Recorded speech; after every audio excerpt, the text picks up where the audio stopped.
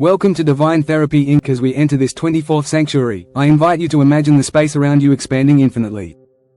Imagine the ceiling of the room you are in dissolving, revealing a vast, velvet black sky sprinkled with the ancient light of a trillion stars. Take a breath that feels as deep as the cosmos itself, drawing in the cold, clear air of the high mountains. Today, we are talking about perspective. We are talking about those seasons of life where everything feels dark, where the sun of our happiness has set, and we are left wandering in the midnight of the soul. This is a story for anyone who feels small, for those who are afraid of the vastness of their own problems, and for anyone who has forgotten that the stars can only be seen when it is dark enough. This is the story of a man named Orion and the telescope of the void. In a city that never slept, where every street was flooded with artificial neon and every building was topped with blinding searchlights, there lived a man named Orion. In this city, the people were terrified of the dark.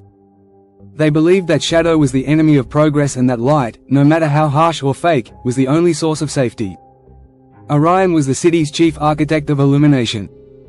His job was to ensure that not a single inch of the city was ever touched by the night.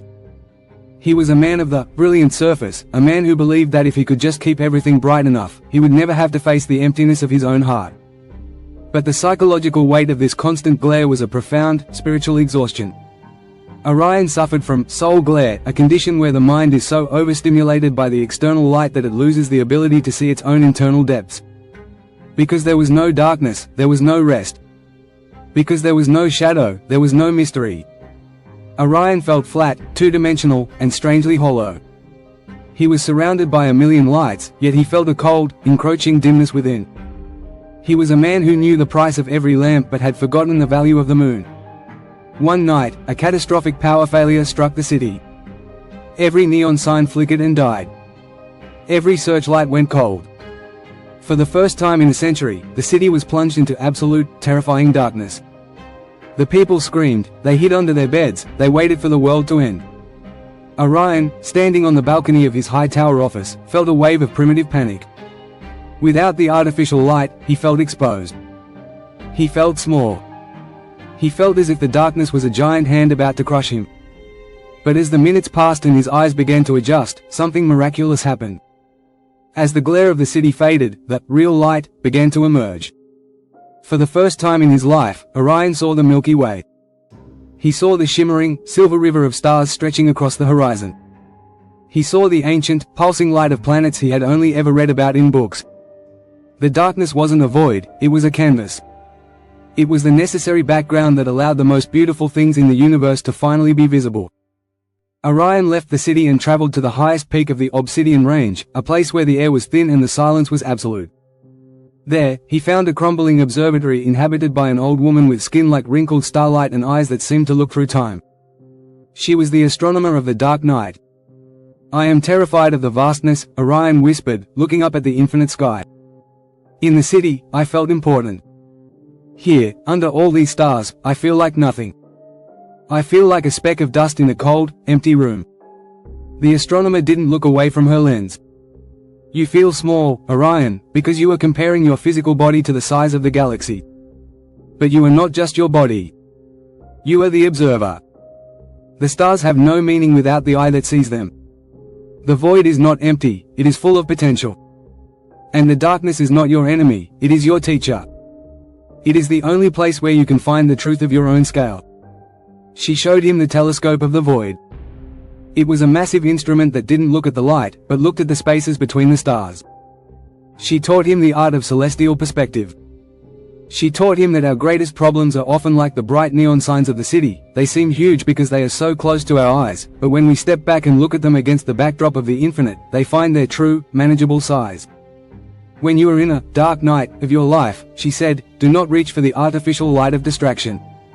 Do not try to force the sun to rise before its time. Sit in the dark. Adjust your eyes. Look for the fixed stars of your values, the things that don't change even when your world falls apart.